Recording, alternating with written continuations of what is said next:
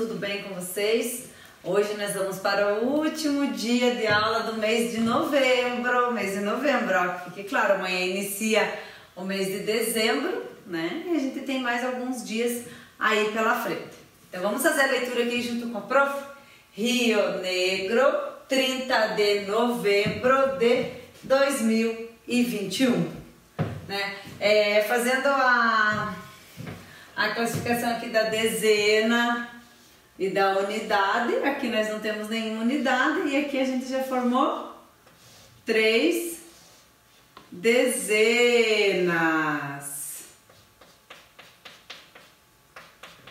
3 dezenas é o mesmo que 30 unidades.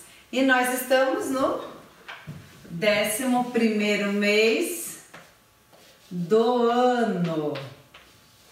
Mês de novembro. E quem sabe que dia da semana é hoje? Ontem foi segunda-feira. Hoje é terça-feira. Terça-feira. Muito bem, hoje é terça-feira. E hoje nós vamos iniciar a aula com uma história clássica. Vamos lá para ouvir? A história de hoje, então, é A Bela e a Fera. O Castelo da Bela e a Fera. Em uma linda manhã, Fera acordou bem cedinho e foi para a cidade comprar algumas coisas que faltavam no castelo. Quando Bela acordou, procurou Fera por todos os lugares, mas não encontrou. Como o dia estava muito ensolarado e o castelo precisava urgente de uma faxina, Bela resolveu pôr as mãos à obra. Começou a abrir todas as janelas do castelo, abrir todas as cortinas, mas de repente Bela escutou: "Ei, você está me machucando! Para! Puxa mais com delicadeza!" "Desculpa, dona Cortina, esqueci que a senhora era muito sensível. Fui costurada, mas com os mais nobres tecidos de toda a corte", respondeu a cortina toda orgulhosa, porque lá no castelo da Fera, os móveis, os objetos, eles criavam vida. Então, Bela foi limpar a prateleira. Ela mal tinha tirado os talheres da gaveta e já ouviu: "Ai, cuidado com os meus dentes, você pode amassá-los", falou um garfo mal-humorado. Quando resolveu lavar as escadarias do castelo, foi pior ainda. Ui, essa água está muito quente", gritava o degrau. Outro degrau se intrometeu na conversa. "Melhor quente do que fria", com tanta reclamação, Bela resolveu ir arrumar os quartos na parte de cima do castelo. Lá em cima, Bela começou a juntar as roupas de cama para lavar, quando o colchão começou a gritar: "Socorro, socorro! Cadê minhas roupas?" Desse jeito, pego o resfriado. Bela colocou rapidinho novos lençóis para acabar com aquela choradeira e foi limpar os armários. Pegou o espanador e quando começou a limpar o armário, caiu na gargalhada. Para, eu sinto cócegas." Bela ficou furiosa, colocou as mãos na cintura e perguntou para os objetos: "Como posso limpá-los se vocês não ajudam?" O abajur, que já era bem idoso e sábio, respondeu: "Minha pequena menina, moramos num castelo encantado e por isso também somos enfeitiçados. Basta pedir que nós nos limparemos sozinhos. Vocês vão me ajudar?" perguntou Bela, desconfiada, é claro. E os objetos responderam: "É claro que vamos." Em poucos minutos o castelo ficou brilhando. Quando a Fera voltou, ficou impressionado e perguntou: Você fez tudo isso sozinha? Claro que não. A união fez a força, respondeu Bela, dando uma piscadinha aos seus novos amigos. Então, essa é uma história que fala um pouquinho do cotidiano lá da Bela, diferente daquela tradicional historinha da Bela e a Fera que a gente conhece, né? Que é onde a Bela fica trancada no castelo e daí ela descobre que a Fera também foi enfeitiçada e no final, né, eles se casam e viveram felizes para sempre. Então essa é uma historinha um pouquinho diferente. Espero que vocês tenham gostado, crianças.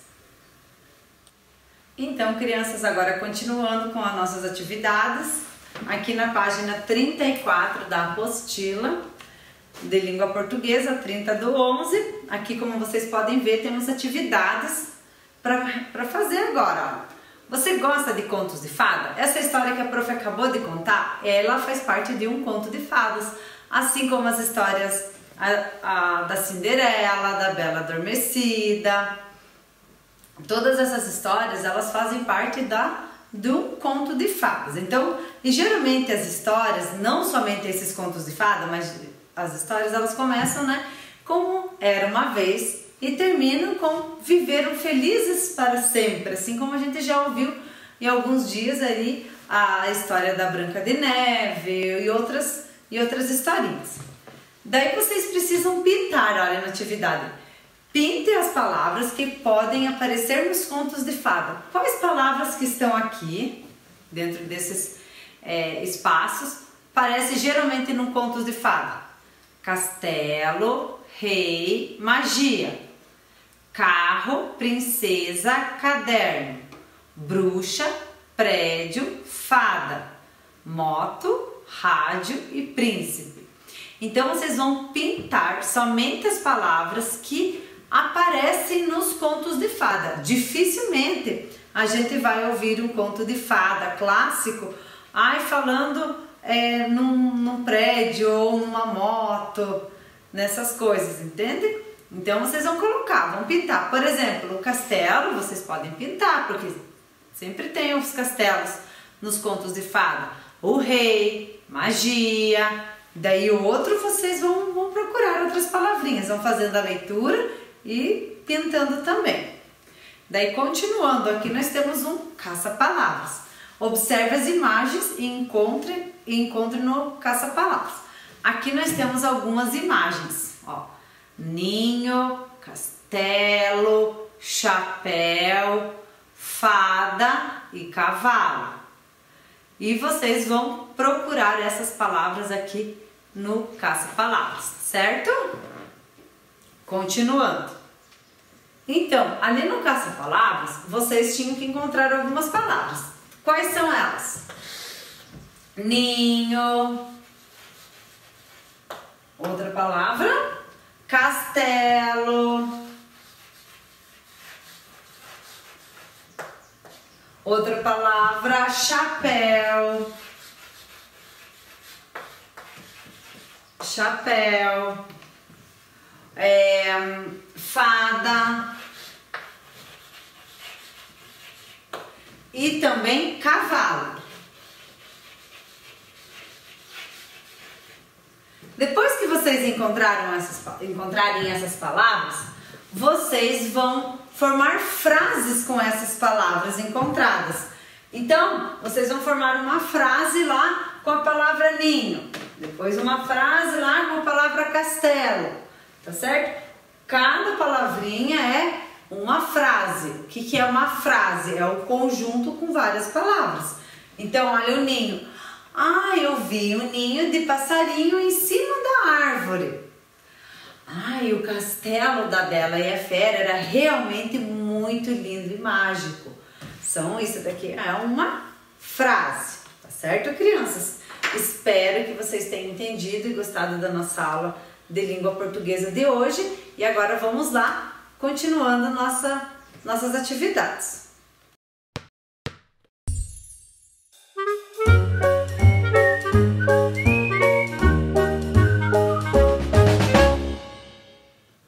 Então, crianças, continuando nossa aula, agora com a aula de História. Vamos pegando o livro de História, olha só, crianças, o nosso livro de história, e abrir ele lá na página 112 e 113. Todo mundo lá, abrindo o livro na página 112 e 113, certo? Vamos acompanhando aqui a leitura junto com a prof. E nós vamos continuar aprendendo um pouquinho mais sobre as profissões. E nós vamos ver agora as profissões do passado. Profissões que com o tempo passaram a não existir, não precisava mais dessas profissões e elas foram substituídas pela tecnologia, né? Então, pela evolução que assim acontece sempre, né? Então, algumas profissões que hoje existem, daqui a um tempo pode ser que não vai existir e outras novas profissões vão existindo. É assim que acontece. Então, nós vamos continuar aqui a nossa leitura. Vocês já podem ir abrindo o livro e vamos continuar. Olha, profissões do passado. Algumas profissões do passado deixaram de existir ou se transformaram, porque as necessidades da população foram mudando ao longo do tempo. É possível conhecer essas profissões por meio de fontes históricas, como objetos, textos e imagens, que relatam as transformações no mundo do trabalho. O acendedor de lampiões, por exemplo, era um profissional responsável por acender e apagar os lampiões da iluminação pública da cidade. Mas, com a chegada da eletricidade e das lâmpadas elétricas, ele deixou de ser necessário e perdeu a sua função. Olha só, aqui também tem uma pessoa entregando leite nas casas. O entregador de leite no município de São Paulo. Passava nas casas entregando o leite. E aqui, olha, temos também o limpador de trilhos, né, que limpava os trilhos. Há cerca de 100 anos, o limpa-trilhos era um profissional importante em muitas cidades, porque limpava os trilhos por onde os bondes passavam e lubrificava-os com óleo. Com isso, evitavam-se acidentes e garantia-se um bom funcionamento dos bondes. E aqui temos a imagem de um acendedor de lampiões no município do Rio de Janeiro. Olha só, no ano de 1900, como não tinha luz elétrica, energia elétrica, ele passava acendendo as luzes, o fogo aqui que tem dentro do lampião, de todos os lampiões que tinha pela cidade. Então, olha, os lampiões usados para a iluminação pública das cidades utilizavam o azeite como combustível e mais tarde o gás. Por isso, precisavam ser diariamente acesos ao anoitecer e apagados ao amanhecer. Continuando lá na página 113, no passado, em muitas cidades, as ruas eram calçadas ou cobertas por pedras. Por isso, a profissão de calceteiro ou assentador de pedras era importante e esses profissionais eram muito solicitados. Atualmente, a maioria das ruas das cidades brasileiras é coberta por asfalto, técnica mais barata. Olha aqui, ó. Aqui temos a rua com calçamento feito por pedras. Elas são geralmente irregulares. Relacione o profissional antigo e a sua função. Então aqui nós temos na número 1 acendedor de lampiões, número 2 limpa-trilhos e calceteiro no número 3. E vocês vão relacionar, olha só, aqui vocês vão colocar um número. Será que esse aqui, ó, calçar ou assentar pedras nas ruas, qual desses profissionais fazia? Limpar e lubrificar o óleo dos trilhos por onde os bondes passavam. Quais desses 3 profissionais fazia isso? Acender e apagar os lampiões que iluminavam as ruas à noite. Quem que fazia isso? Qual profissional? Então, vocês vão colocar aqui os números dentro desses espaços. No número 2, compare essas duas fontes históricas e responda as perguntas. Que olha só. Aqui nós temos o vendedor de vassouras no município de São Paulo no ano de 1910, mais de 100 anos atrás. E temos um vendedor de vassouras no município de São Paulo também no ano de 2015. Essa é uma foto atual. Olha aqui as vassouras. E aqui também temos o vendedor de vassouras. A diferença de uma foto para outra é de 100 anos. Quais as semelhanças entre trabalhadores nas duas imagens? O que eles têm de igual nas imagens? Eles estão carregando várias vassouras ao mesmo tempo. É possível identificar qual é a foto do passado e qual é a atual? Como? Como que vocês conseguem identificar a foto do passado e a foto atual? Além da gente observar aqui o ano, né? Essa foto a gente vê o modelo da vassoura, a própria foto, né? Porque essa aqui já é colorida. E 100 anos atrás as fotos eram desse tipo, preto e branco, que a gente chama. E o tipo das vassouras, o tipo das roupas, das vestimentas, como mudou com o passar do tempo. E continuando agora lá na página 114, antigamente poucas pessoas tinham máquina de fotográfica. Para tirar fotografias era preciso ir no estúdio de um fotógrafo profissional. Era muito raro conseguir tirar fotos e era cobrado muito caro por esse trabalho, por ser um trabalho que não era tão comum, né? Não era um objeto comum na época. Então, olha, leia a seguir o relato de Leonice Rodrigues Pereira, nascida no ano de 1963, sobre o dia em que tirou sua primeira fotografia. Depois responda as questões. Então, hoje em dia, a maioria das crianças, ao nascer, elas já estão sendo fotografadas, já estão sendo filmadas. Mas isso não era a realidade aí de 50 anos atrás, por exemplo. Minha primeira fotografia, vamos ouvir o relato de Leonice Rodrigues Pereira. Certa vez, um dia muito especial, meu pai foi no pasto muito cedo, pegou o cavalo, arriou o bicho e colocou-lhe a carroça. Era um dia de me levar para tirar a primeira fotografia. Minha mãe levara dias costurando tal vestido para tal fotografia, na sua máquina de costura à mão. Havia comprado um tecido fino vermelho de bolinhas brancas e rendas para enfeitá-lo. Fomos em direção ao centro da cidade. O estúdio era uma sala grande, cheia de cortinas, um lugar diferente para mim, uma mistura de sagrado com estranho. Vira para cá, levante a cabeça, mas assim, fique dura, como a minha boneca de plástico. Dias depois, meu pai buscou as fotos, as quais eu não me cansava de olhar. Depois de revelar várias cópias de uma única pose minha mãe enviou pelo correio para várias pessoas da família. Olha só, era realmente um dia muito importante, o dia que as pessoas iam tirar uma fotografia. E fica uma imagem registrada, guardada tanto na memória, como a gente fica relembrando, olha as fotos e relembra daquele momento, né? Então é muito legal. Hoje em dia a gente tem essa facilidade de poder fotografar várias coisas, vários momentos do nosso dia. E daí vocês têm algumas perguntinhas para responderem, ó. Quem tirou a primeira fotografia de Leonice? Olha só, tem aqui embaixo. Quem que tirou a primeira fotografia? O fotógrafo, uma pessoa, né, responsável por fazer esse tipo de coisas, assim, então a profissão fotógrafo. Por que foi um dia especial para Leonice? Por que foi um dia especial? Porque era a sua primeira vez que ela ia tirar foto. Letra C. Como as pessoas da família de Leonice puderam ver a fotografia? Isso, olha só, fala ali no final. Como que as pessoas, o que a mãe dela fez para que as pessoas da família pudessem ver a fotografia? Hoje em dia a gente acaba tirando foto e já postando nas redes sociais e muitas pessoas acabam vendo ao mesmo tempo.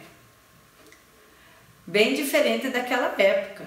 Letra D. Você se lembra de quando tirou sua primeira fotografia? Você lembra? Se você não lembra, pergunte a alguém aí da sua família. Letra E. Qual é a diferença entre fotografia tirada por Leonice e as fotografias tiradas por sua família atualmente? O que tem de diferença?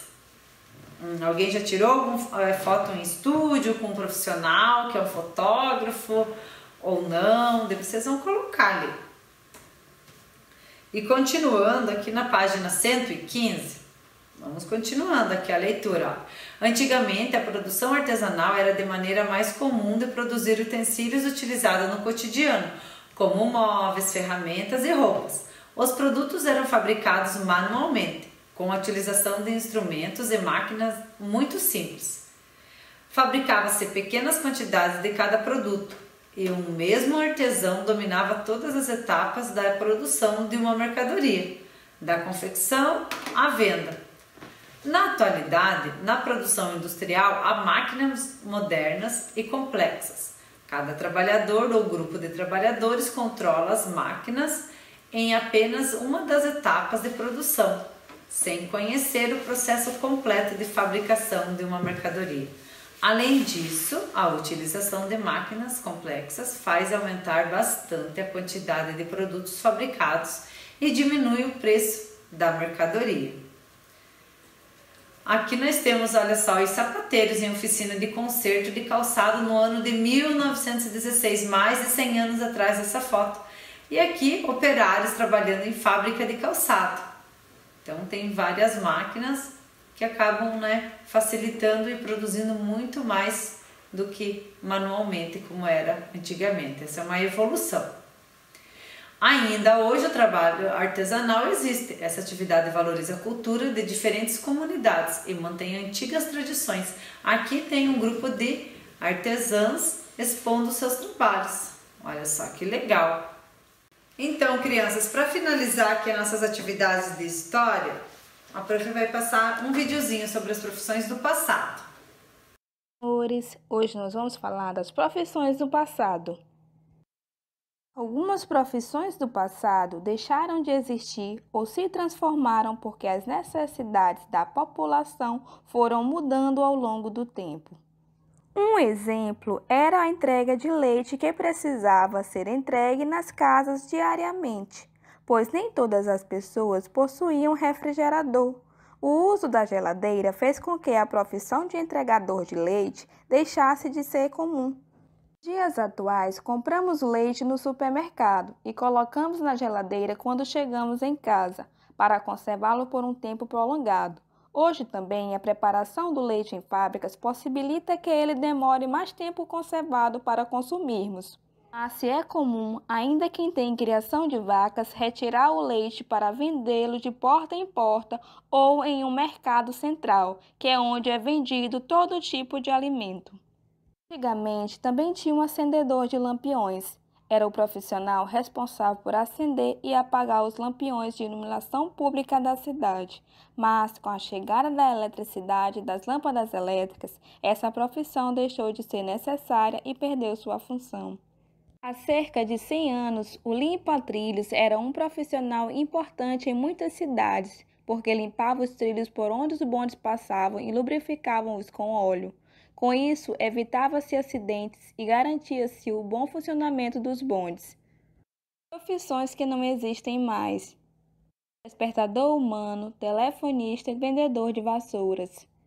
No passado, a produção artesanal era a maneira mais comum de confeccionar utensílios utilizados no cotidiano, como móveis, ferramentas e roupas. As pessoas usavam as próprias mãos para fabricar um produto ou um instrumento simples. Na atualidade, as produções são industriais, há máquinas modernas. Cada trabalhador ou grupo de trabalhadores controla as máquinas apenas em uma das etapas de produção, sem conhecer o processo completo de fabricação da mercadoria. Com o uso de máquinas, aumenta a produção e diminui o preço da mercadoria. Ainda hoje, o trabalho artesanal existe. Essa atividade valoriza a cultura de diferentes comunidades e mantém antigas tradições, além de garantir o sustento de muitas famílias. Então, crianças, espero que vocês tenham gostado da nossa aula de hoje e até a próxima aula.